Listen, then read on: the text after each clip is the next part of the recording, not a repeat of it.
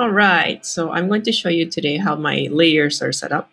So basically I have all these layers just for the lung, and I have this in a group.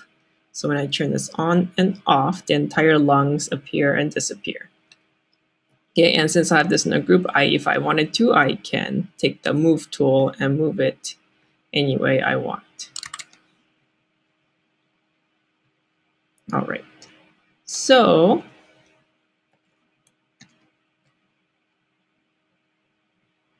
okay.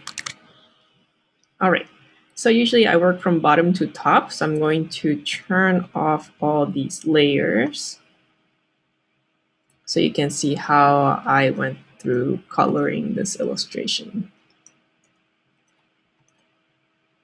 Okay. All right, well first I scan in a clean pencil sketch called the lungs line, and I have it as a normal layer, right? And then what I do is I add the local color.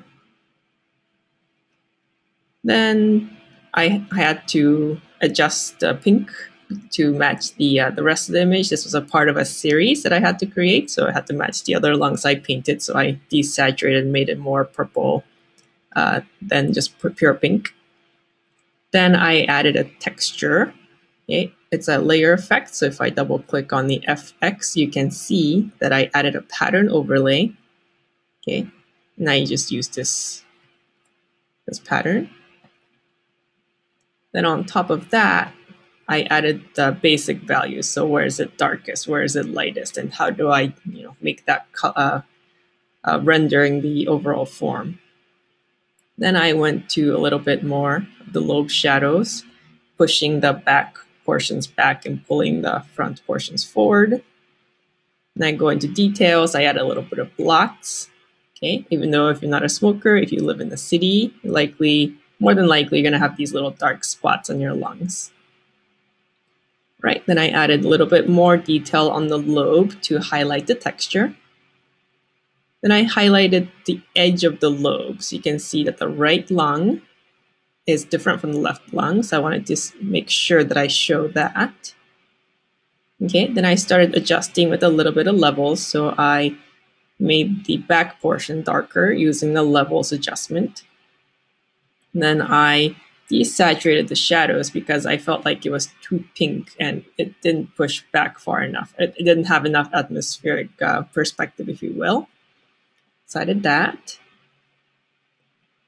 Okay, and then more detail. So I went in and traced a little bit more of the outline using my brushes. Right, and I added the highlight on, so the light's coming from the top left. Okay.